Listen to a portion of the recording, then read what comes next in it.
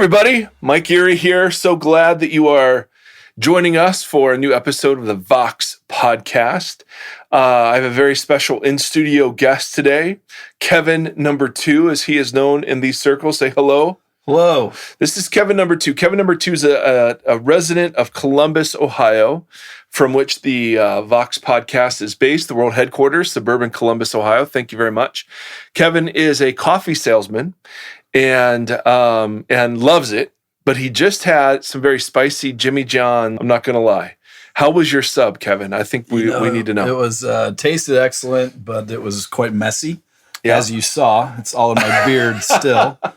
So there's that. Yes, and it was hot. It had a little kick to it. It had a little kick to it. I don't know what was on it, but little organisms are attacking my tongue as we speak. They're called bacteria, and that's gross. Now, Kevin, as organisms. As a coffee salesman, what in a literally saturated market, like what's the Crimson Cup? That's the coffee you sell. What's the coffee pitch?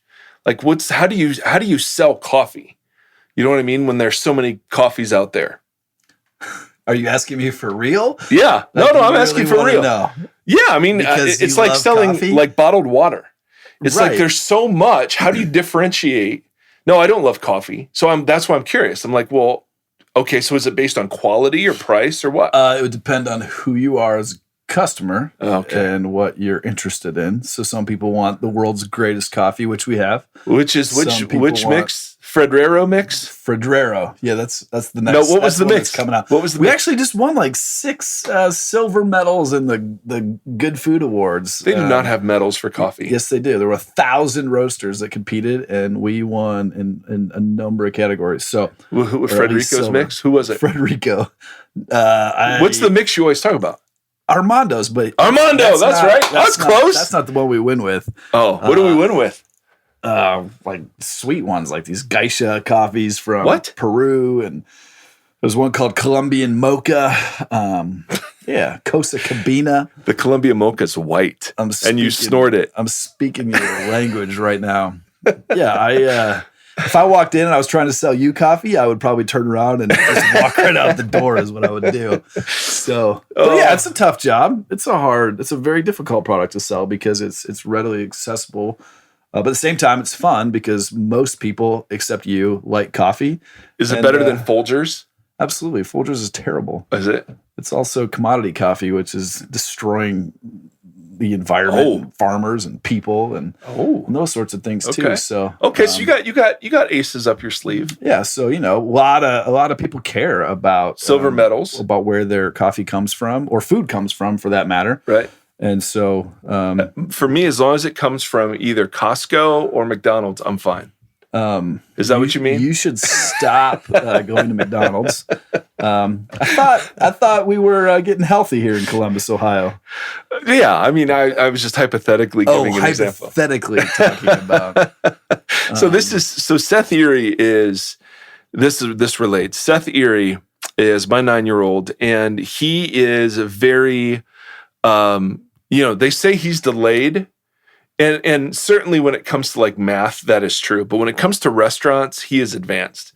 So I asked him, his birthday's in December, and I was like, Seth, what do you want to do for your birthday? And in December. In December. Okay. Now to him, December it means not today. Okay. But it could be 2 days from now or whatever. And he just says with a grin on his face, he says, Wendy's, Chick-fil-A, good man, and Red Robin is how he pronounces it. Red Robin. That's what he wants to do a food tour of all the healthiest establishments. Okay. So we are gonna get healthy, but just not that day. Okay. Yeah, I just thought that was funny. He's that's what do you want to do for your birthday? I want to go to Wendy's, Chick-fil-A, and Red Robin. All right. No No roosters, huh? He's not a wing guy. Okay. All right. We don't Roosters, want it to be. For all of you out there who aren't from Ohio, it's the place where you go to clog up your arteries. Yes. In Amen. Ohio. All right. So fascinating coffee talk. I could do this for days. I could do this for hours. For minutes. So if you're new to the podcast, we have a lot of new listeners kind of coming on and working their way through the back catalog. We want to be very sensitive to feedback we get and questions that people ask. And so every now and again, we do these Vox Mailbag sort of episodes, which are just us responding to questions that we get. And the important point that we say all the time, it's not because we're the Bible answer people that we do this, and it's not because the answers we're going to give are amazing. This isn't about the answers at all, but so much today is permission to ask the questions. And so we want to encourage people to be really raw and honest with the questions they have. And one of the ways that we honor those is just by reading them on air and responding to them. But it's not because we're Bible geniuses that we do so. So first one, subject: reconstructing in the buckle of the Bible Belt. All right. I want to thank you for your podcast, as it is a voice in the ongoing reconstruction of my faith as a follower of Christ. Thank you. Growing up in Southwestern conservatism and then living in the Midwest in literally the buckle of the Bible Belt, Branson, Missouri. Branson. Now listen, no one knows this, but I was, it's the late 90s. Okay. Grunge has taken over the world, but is now being displaced by the Backstreet Boys and NSYNC. Okay, late 90s. Which was a great era. Not that. What? Britney Spears? No, this was horrible. Backstreet Boys? Oh Lord, NSYNC? Come on. Yeah. Okay. So I was joking. Sarcasm. I don't know, man. I don't know. I bet if I turned off the lights right now and put on a little Backstreet's Back tonight, I think I'd see you moving. I think I'd see some jamming. You would. Yep, that's what I'm saying. So absolutely. I don't think you're lying. Now, Branson, Missouri, just a quick story about Branson, Missouri. I was dating a young lady, and I'd moved to California from Ohio to go to graduate school. And we had dated a long distance relationship, and she had just gotten a job in Branson, Missouri. And she was thought about moving out to California with me, but she said, I don't think you'd move for me, so I'm not going to move for you. So being the amazing dude I think I thought I was at the time, I thought, this is fantastic. I'm going to move. I'm going to drop everything and move to Branson, Missouri. Now, I had no idea. I'd never been there, right? I remembered like pulling up over this hill, and there's the Yakov Smirnoffs. Do you remember him? The Russian comedian from the 80s. Wow. He has this big thing. So I was a substitute teacher in Branson, Missouri for 3 months, 3 of the worst months of my entire life. And that's saying something, because it was Branson. And this young lady realized that she didn't want to have a relationship with me after all. And I don't blame her now looking back. So I got dumped, had to move back to Ohio, and ended up working for her dad as a Jostens ring salesperson. But the moral of the story is you did move for her, and she said you wouldn't. Yeah, I showed her. You showed her. And then I spent 8 months working for her dad in Piqua, Ohio. And her dad, her family's amazing. But it wasn't, so I read Branson, Missouri, I just get twitchy. I can't help it. Well, that's like the Kanakuk capital of the world, too. I don't even know. Is that the camp? Kanakuk's the big camp, yeah. Camp, okay. Yeah. So anyways, This is, what do you call it? The Bible? The buckle of the Bible Belt. And that's probably that you true. Have built rapport with this person so that he feels, she feels, I'm not sure. It's a young man. So young man, I know. I went to, I forget his name, but it was like they were giving away free tickets to a Christmas special with some really like elderly, he was big in the 50s kind of show. And it was me and maybe 70 women who were probably same age. And it was that your rebound, or was this before or after you got broke up with? No, this was during. All right. This person has been waiting forever. We should probably answer his question. So in Branson, Missouri. So I just can't hear Branson, Missouri. Answer the question. All right. Religion, growing up in Southwestern conservatism, religion is always about conservatism more than a relationship. as I got older and traveled more and met new people who loved Jesus but didn't see things the way I saw them, I began to reestablish what my faith looks like practically. I'm still growing and learning, but I find myself wanting those around me to experience some of the same freedom I have through what I've learned. How do you recommend sharing those ideas of reconstruction in a helpful and meaningful way in the middle of the oppressive, and then he puts parentheses, this is too harsh, evangelical conservative culture of the buckle of the Bible Belt? Thank you again. So the question is, hey, I've experienced, and he uses words that we use, deconstruction and reconstruction. All right, so let's define those really quick for people who are new to the show. Deconstruction is the process by which the faith that you were handed, the tradition you were handed, however it came to you, and whatever form came to you, all of a sudden doesn't match the life that you're experiencing. Or you look at the fruit of your tribe, and you realize, oh, well, I don't want to be like that.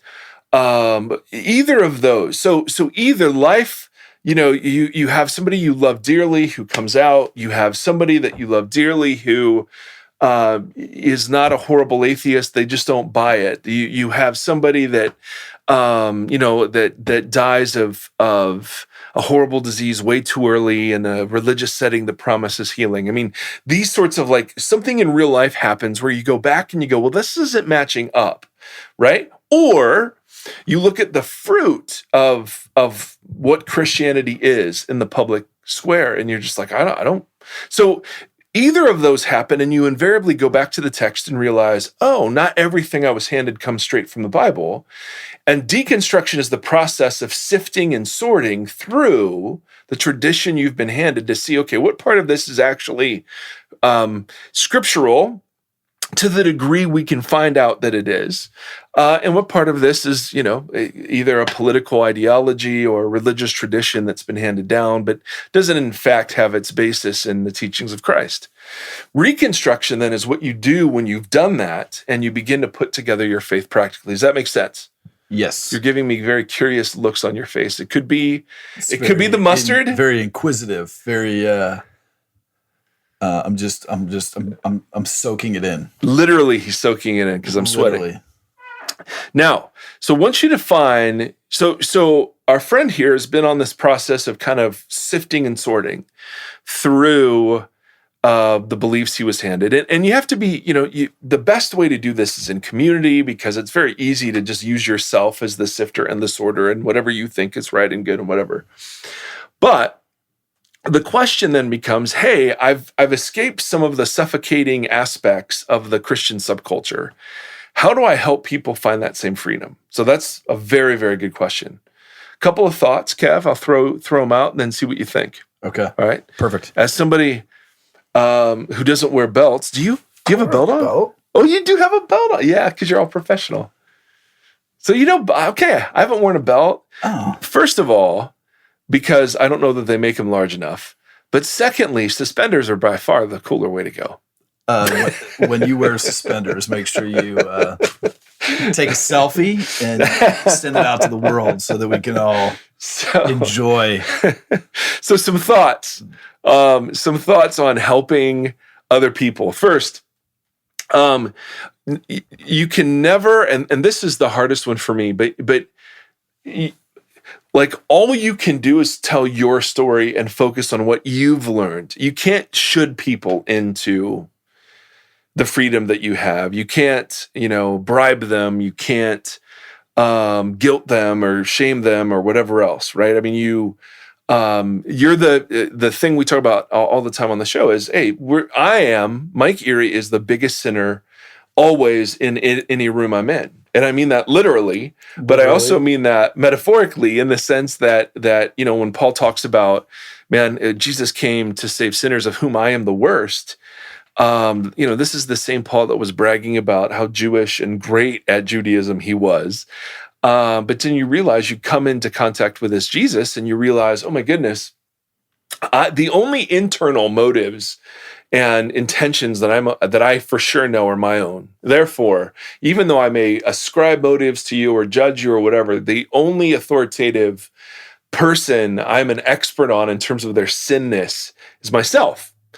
And so Jesus taught very cleanly, if you're going to rebuke somebody, you have to see your sin as a log and their sin as a speck of dust. So for me, the first thing you've got to come at this is telling, you're not talking about them. You're not talking about what they should do. You're talking about what you've done and what's happened to you. Along those lines, you have to be drenched in kindness. And this is super hard for me because I've been hurt deeply by some branches of Christianity and some very specific Christians who practice specific branches of Christianity. And I don't want to be kind. I want to rebuke the crap out of them because you see Jesus rebuking Pharisees and whatever. And so I have to be super careful there. I mean, we even got an email from a couple of shows ago. I got an email from somebody that just said, listen, you seemed like you were mocking people that don't agree with you. And you know, that the feedback that's like, hey, I disagree with you, or I think you're an idiot. Okay, great. My wife amens all of those. But the feedback that's like, hey, it felt like you were mocking. I mean, that one I take super seriously because that's the last thing you want to do, right? You never want to come across as somebody who is superior or who would mock people that don't agree or are at the same place. Now, this is obvious stuff, correct? Right, absolutely.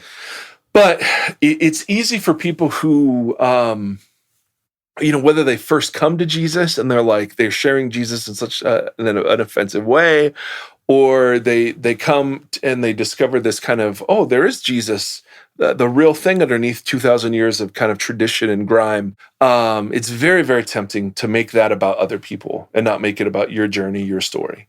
So go ahead.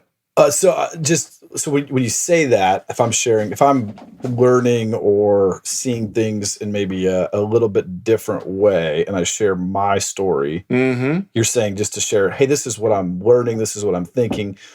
And then out of that, you can say, hey, this book is really challenging to me. I'd love your take on it to see if there's anything I missed, you know, or this podcast. But what baseline does that come from? Because I can think whatever I want. Sure. And I can tell you this is my story. I mean, you do you, right? I mean, that's the culture right now. So what is there a baseline that you would start with? Or? I'm assuming the baseline is in relationship. So I find myself wanting those around me to experience some of the same freedom.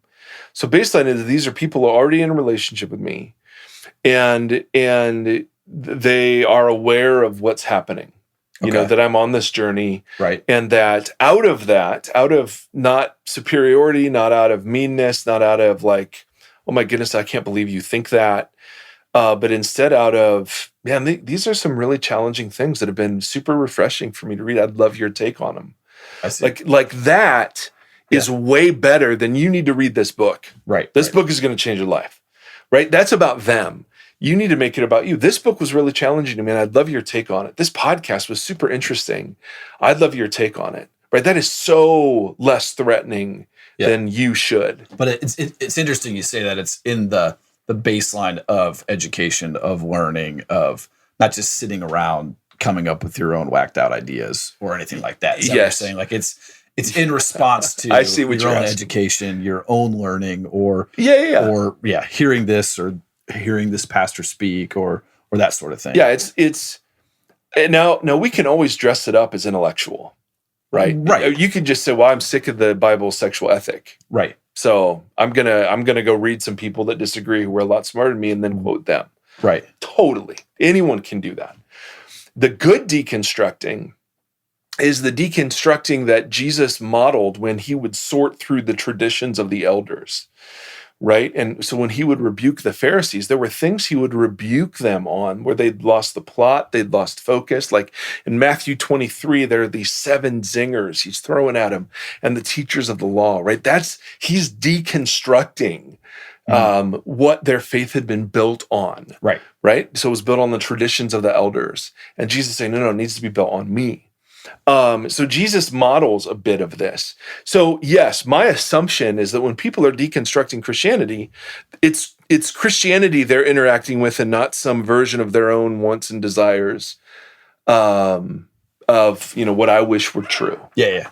No, that makes sense. But that's a good I question. just want to pull that out a little bit. Pull it. So let's just give a hypothetical. Like, what you lived in Branson, so you are fully in the know. Oh my goodness! Buckle of the Bible Belt. Yakov Smirnoff. I keep thinking about Buckle the store, and I just need to go get some new jeans or something. But he keeps saying the buckle of the Bible Belt. Maybe there's a really good buckle there. Okay. You probably don't know what the buckle is because you don't wear anything but gym shorts and t-shirts.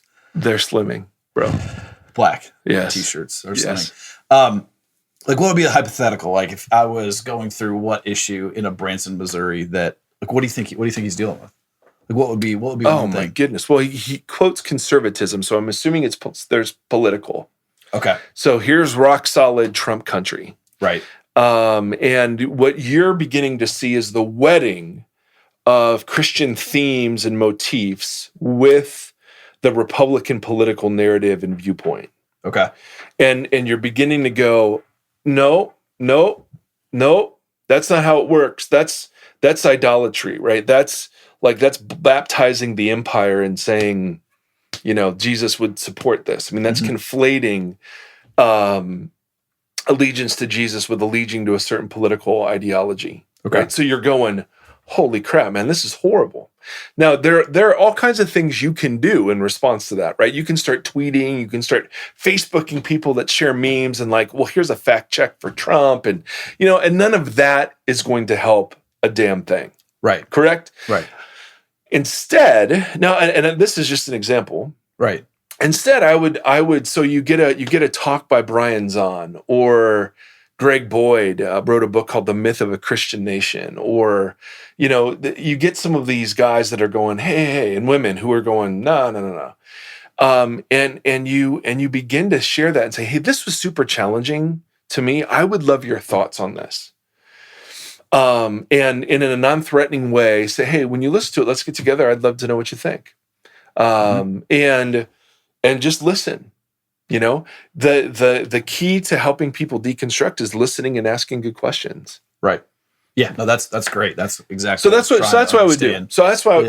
So I would have this short collection of books or podcasts or whatever talks that have been helpful. That there's like the beginning and there's the medium and then there's the advanced. I'd find the beginner's version of like, well, here's this interesting book on the Bible.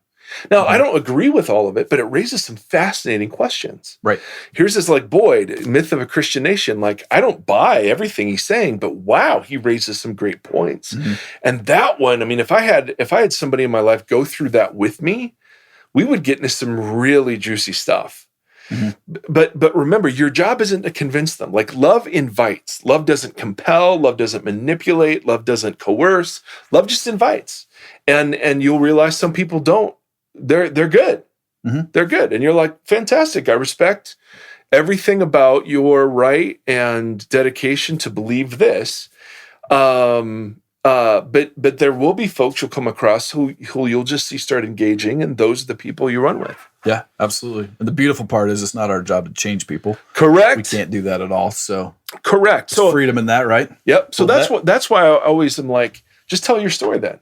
Yeah. So I used to be a diehard Republican. I did, right? I was just raised Reagan, Bush, and then around after 9/11, you started seeing the melding of biblical themes and evangelical politics. And I'm sure it was happening before that. I was just old enough to become aware of like, oh, we should probably be suspicious of this, right? We cannot assume America equals God's will on earth.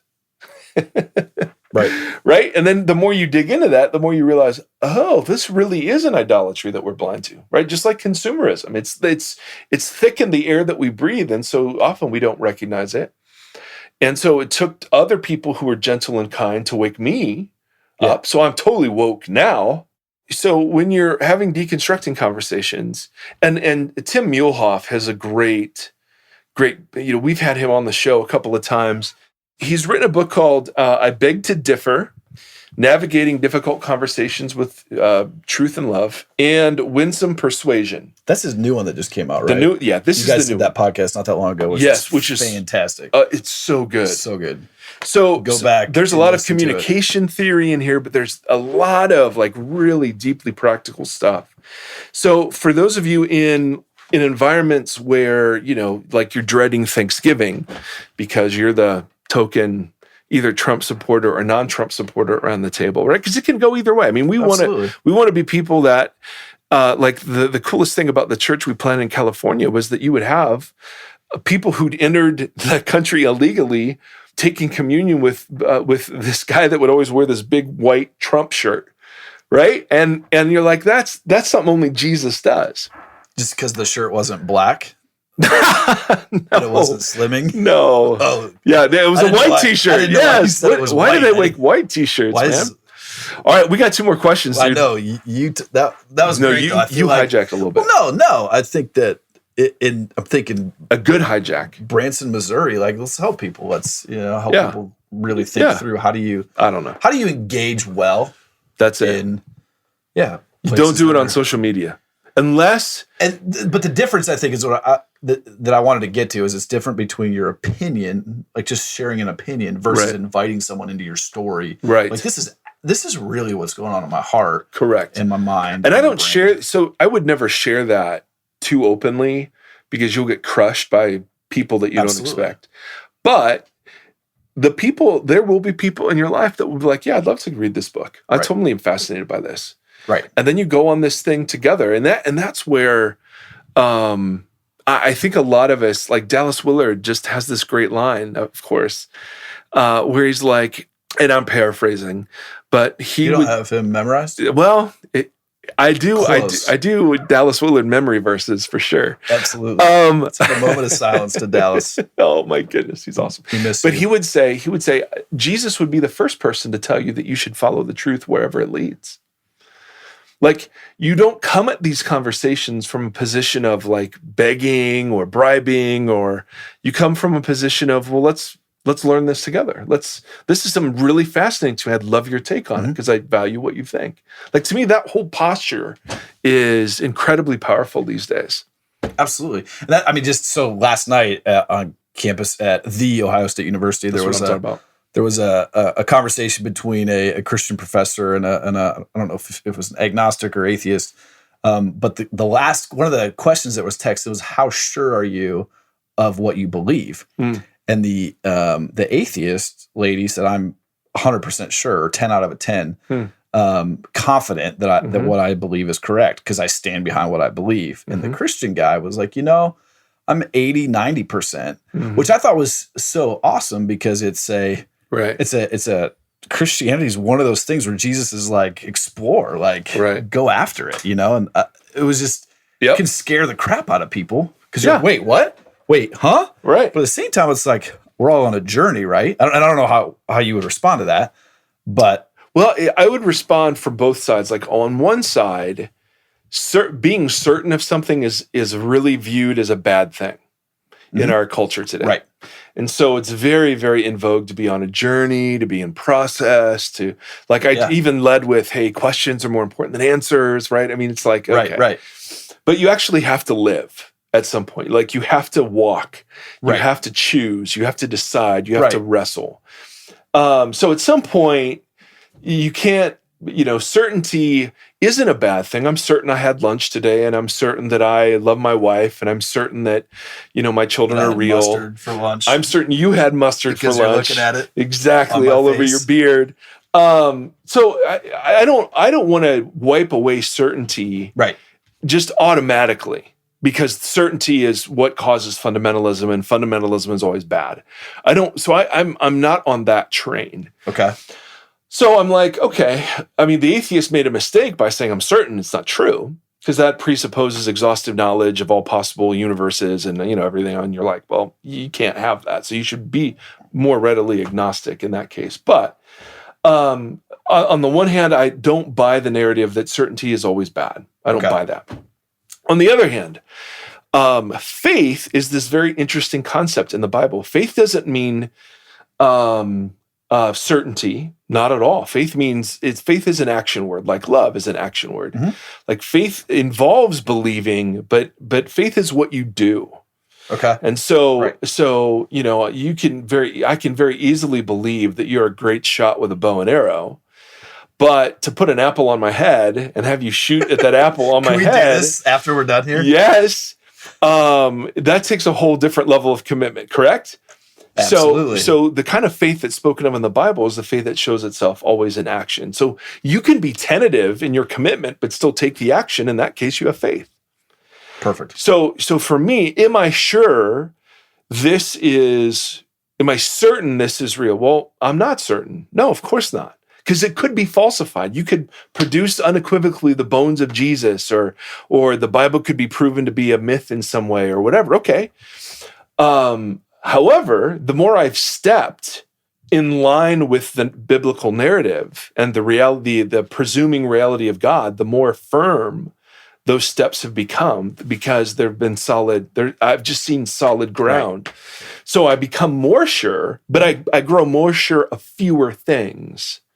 Okay. Because I used to have, like diehard opinions on everything, Noah and the ark and Adam and Eve, and that decreases. 5,000 years or 5 million? Of course.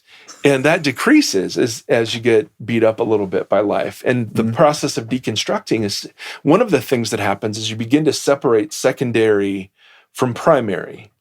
And you realize, hey, my faith doesn't hinge on whether or not Adam and Eve was literal.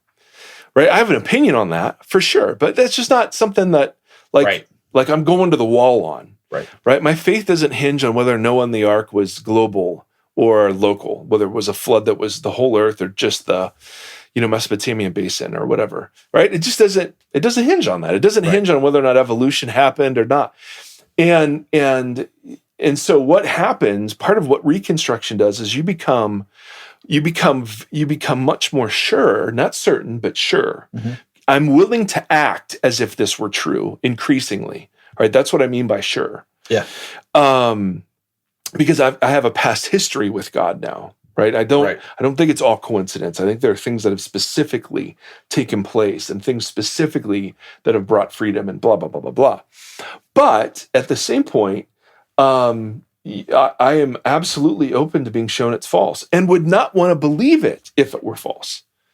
If you could show that this whole thing's a bunch of hooey, well, man, of course. Mm-hmm. Now, some people are out there saying, well, yeah, we've already done that. Okay, great. Let's have a conversation then.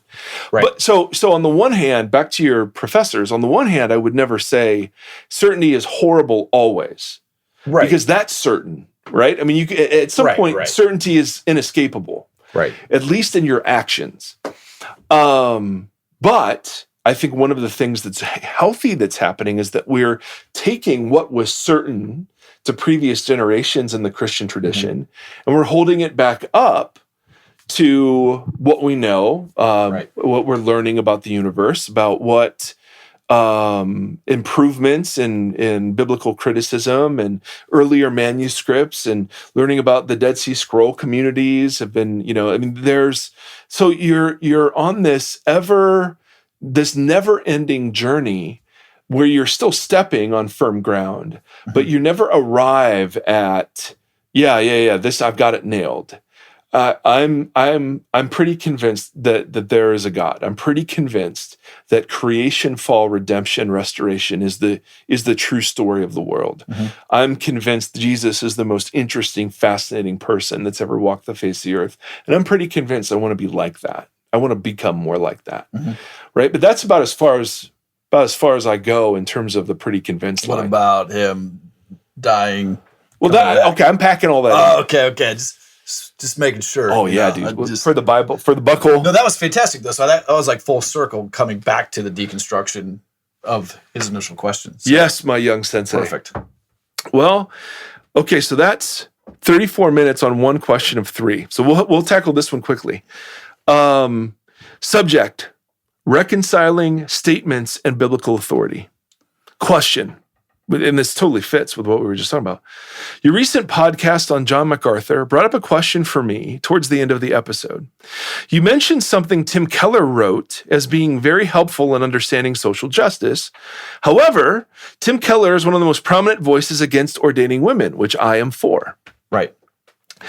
I only bring him up as an example. The larger question I'm curious about, and this is a genius question, what is your take on learning from Christian writers and thinkers who are ultimately human with contradictions and inconsistencies in their own theology? Thanks. I really enjoy the conversations and teachings that come from the podcast. Okay, genius question. All right. So, my friend, you have no other option outside of learning from Jesus of Nazareth but to follow people who are inconsistent and full of contradiction, whether or not they admit it or not. Whether or not they admit it or not. I mean, he's listening to this podcast, so right. So here's my take, and I used to get so much crap because I wrote some books earlier in my career, and I would quote very liberal, progressive theologians next to James Dobson and Tim Keller. I mean, it was right. Okay. And people would be just calling me liberal or heretic or whatever. And I always thought that was such a silly, like non-intellectual way of approaching this, where Tim Keller's always right and Rob Bell is always wrong. John MacArthur's always wrong, but John Dominic Cross, is always right. Of course he is. I mean, come on. I mean, he is. He's as close as you get. Not really, but so on the one hand, the only option we have is to sit with teachers who are wrong about some things. Because that we all are. I mean, there's no, I just don't know which part I'm wrong on, right? I mean, and I am like I used to be very much complementarian, and then people just kept pointing out the error in that. I realized, oh my goodness, I was totally wrong in that. Did it mean that everything I said while I was a complementarian was wrong and false? Well, of course not. Right. So I would disagree with Mr. Keller over, and we're not even on the same plane, so he doesn't care. But I would disagree over some of his reform beliefs. I would disagree with his take on women. Mm-hmm. But my goodness, some of his stuff on the prodigal God, some of his stuff on justice. He wrote a book on marriage. There were some parts of it that I absolutely loved. And so we find ourselves in the place of the writer. When Paul was talking to the Thessalonians, he said, listen, and he's talking about prophecies, which were these utterances that were meant to have more authority than just my opinion. He said, test everything, hold on to the good. Mm-hmm. And so when I read the Bible and I read Paul quoting Greek poets and philosophers, all right, he does this in the book of Acts. He'll quote non-Christian, pagan, Zeus-worshiping literature. And he'll quote it in service to Jesus, which means Paul was familiar with that literature and could pull out things that were true. So one of the best things we could possibly do with each other in the Christian church is to focus on what unifies us rather than what divides us, right? In our political theology, I have more in common, and people don't believe this, I have more in common with a Trump-loving gun rights person, right? If I'm not one of those, who is a Christian, than I do with somebody who agrees with me politically who's a non-Christian. Correct. But that's not how we see it. Right. Like I got lots of pushback on that. Yeah. And so part of learning, and I love your question, Daniel, part of learning this beautiful menagerie of Christian theology is to say, okay, I don't have to buy everything MacArthur says. John MacArthur's written some great stuff. There's a lot of it I don't like, but that doesn't disqualify him. It's like when people, my Reformed brothers and sisters, quote Luther.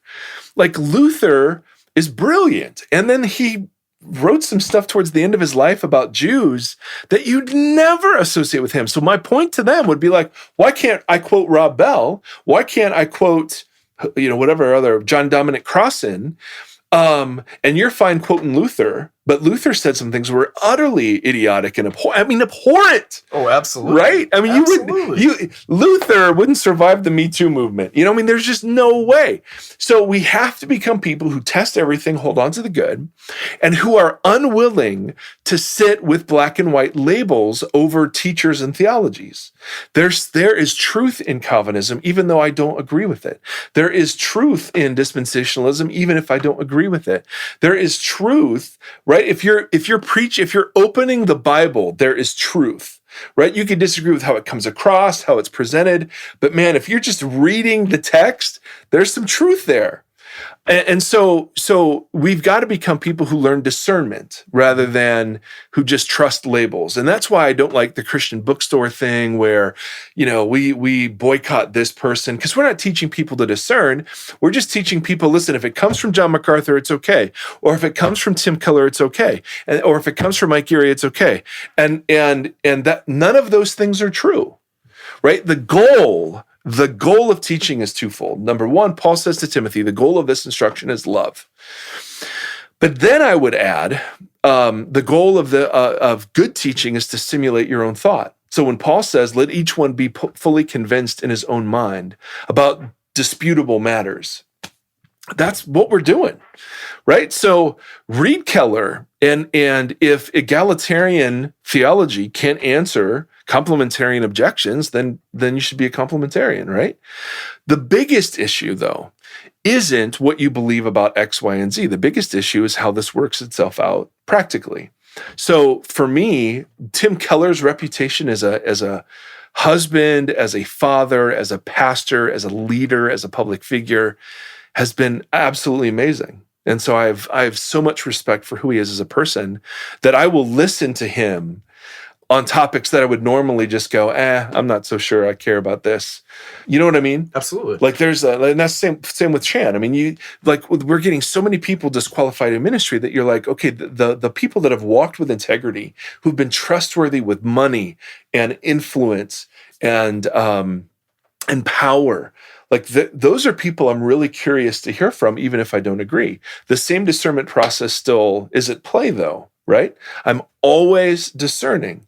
And what are you discerning against? Well, as best you can, you're discerning against the teachings of Jesus and the teachings of the scriptures. The objection then is, well, but isn't the teaching of the scriptures and the teachings of Jesus filtered through, first of all, the biblical writers, right, who wrote the accounts of Jesus, who didn't just like write down, and then 1257, Jesus went here, and then he went to the restroom, and then he ate apricots. They're very theologically oriented biographies, of course. So you could say, well, yeah, but aren't those filtered? And even the Bible translators into English, isn't that filtered? And the answer is yes, of course it is. But the kind of filtering we're talking about is learning as best you can to take the text as it's meant to be taken, and then evaluating as best you can the things you're hearing from all sorts of sources. And now, not everyone has time to do that. That's why it is helpful sometimes when you find somebody like N.T. Wright. I will give N.T. Wright the benefit of the doubt until he's shown to be wrong, right, on some of his big stuff. I'm so convinced that his perspective on some Pauline stuff is right. I'm just like, okay, well, until you've proven him wrong, I'm going to go with him. John Walton is another guy in Genesis, right? So there are times when you get to kind of the benefit of the doubt to people, because I don't have time to look at every ancient Near Eastern text to see if Walton's quoting them correctly. Right. You know what I mean? Right.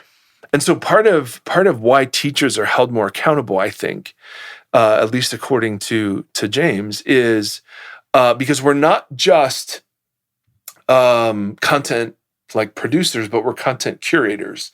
In other words, when someone asks me for book recommendations or hey, where did you learn this? You're not just helping people here's the information, but you're helping them become certain kinds of learners. Right. Does that make sense? Absolutely. So for me, bro, the posture is test everything, hold on to the good. So Keller, I would disagree with dramatically, but there are more things we agree on, and not that he would care at all about. Yeah, he just called and said he didn't care. It was like, just want to let you know. He said, "Vox what? Vox. Like who? Vox? Isn't that some other Yeah, isn't that a media company? Yeah, what are you like, doing? What do you Get an original name. trademark infringement? Or Right. What, What if we did the Voxpol Coalition? Coalition is a great word. You should Yes. totally Yes. do that. With we say Voxpol? Yeah, well, Voxpol? Gospel's already taken. So, all right. So that's a lot of rambling. Kevin, I'm glad you're here because one of the things you do that you've gotten compliments on in the past from more than just your wife has been the so what factor. Because I get lost in isn't this theoretical stuff fun?